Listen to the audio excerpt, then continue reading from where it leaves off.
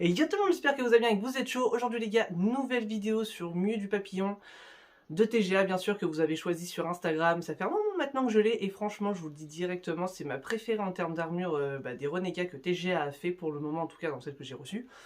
Franchement, elle est incroyable, vous allez voir ça juste après.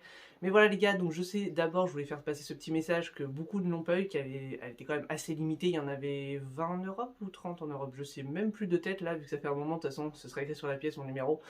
Et également qu'il y en avait pas mal en Chine, mais enfin un peu plus, je crois que c'était 80 si je dis pas de bêtises, si c'est bien resté comme ça, je me rappelais plus de tête là.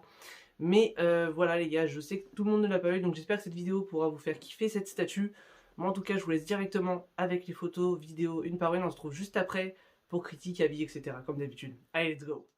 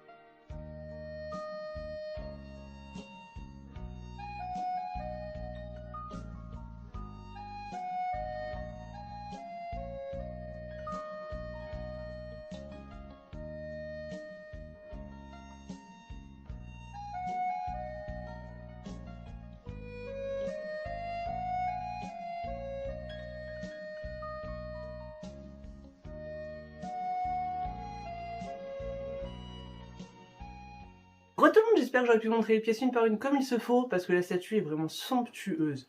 Vous me direz de toute façon ce que vous en pensez dans l'espace commentaire, et juste avant de reprendre, j'ai bien rechecké, du coup il y avait bien 20 pièces pour l'Europe en tout cas, et moi j'avais la numéro 18, voilà.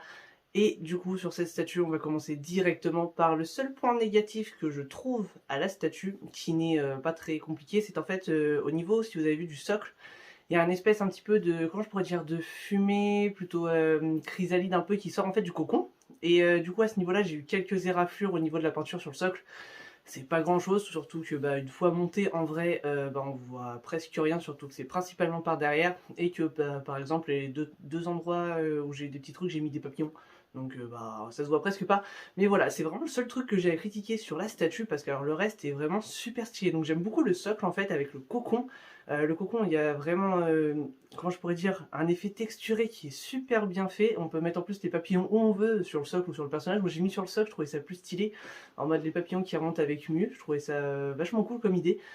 Mais ouais, le socle est vraiment très très sympa, assez simpliste en vrai, c'est pas compliqué, il y a les deux bouts du cocon et le papillon qui ressort, mais vraiment très très sympa à ce niveau-là. Ensuite, le personnage niveau sculpte est vraiment très très propre. Je vais juste parler pour l'instant du corps du personnage. La peinture au niveau du orange est super belle. Le violet aussi. D'ailleurs, le orange, il est vraiment plus orangé par rapport à un chevalier d'or par exemple. Donc ça c'est bien, on a bien repris le côté bien orangé du coup des renégats sur mieux à ce niveau-là. Et je trouve ça vraiment très très stylé. Également la tête, qui semble quand même assez fragile en fait au niveau des antennes, mais bah, moi j'ai pas eu de casse en tout cas. Et elle est vraiment très très belle la tête. Les cheveux d'ailleurs qui sont bien violets assez clairs, moi je trouve ça super beau. Et les yeux, bah ils sont top. La pose, moi j'aime beaucoup avec ces deux mains comme ça sur les côtés. Je trouve que ça rend très très bien avec ses fidèles, bah, du coup papillons qui sortent à chrysalide. Je trouve ça génial, mais bien sûr, le truc le plus stylé de la statue, c'est quand même les ailes. Elles sont déjà énormes. Pour vous dire, elles rentrent pas ou presque pas en gros dans une stuva en termes de hauteur. C'est juste que moi je l'ai mis de côté, donc vous prenez une largeur d'une stuva et ça rentre pas dans la largeur entre guillemets sur la hauteur. Et du coup, elles sont quand même vachement imposantes, ça vous donne une idée. Les couleurs sont super belles, franchement. T'as du vert, du jaune et tout, t'as un beau dégradé de couleurs. Par contre, elles semblent quand même fragiles. Ouais, clairement, elles semblent assez fragiles ces ailes. C'est peut-être un petit défaut en vrai, on peut le dire. Moi, j'ai pas eu de casse, mais je sais que j'avais vu quelqu'un d'autre en avoir. Je sais pas si d'autres encore que cette personne en ont eu. Mais c'est vrai que la statue semble quand même assez fragile à ce niveau-là. Et également, on a des petites LED. Alors, cette fois, c'est cool. C'est pas des piles, c'est un câble. Ça me va parce que franchement, genre, les piles, moi, ça m'énerve. Je les mets jamais en fait quand c'est des piles quasiment, à part quand il y a des boutons. Genre Assassin's Creed, Guts, trucs comme ça. Sinon, quand il faut enlever une partie du corps, aller appuyer, remettre la partie, sachant qu'en plus, c'est trop perdre du temps, je mets mes statues pardon, en vitrine, bah je les mets jamais du coup à ce moment-là. Mais donc là c'est bien, du coup il y a un petit câble. L'effet LED est assez basique entre guillemets, c'est pas un truc non plus waouh, mais c'est assez sympa. Après c'est plus accessoire j'ai envie de dire, je trouve que les LED ici font pas un truc énorme, genre par exemple la Natsu de Tsume, là les LED font vraiment un truc de ouf, là c'est assez simpliste.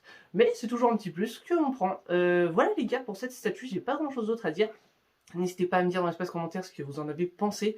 Et on se retrouvera bientôt du coup sur Instagram pour que vous choisissiez la prochaine statue tout simplement. Le lien est en description d'ailleurs pour Instagram. Je voulais vous mettre qui Je pense que je vais vous mettre Annie vs Doko. Voilà, comme ça, bah, vous choisirez. Et on se retrouvera la semaine prochaine pour l'un des deux en unboxing. Allez les gars, à plus.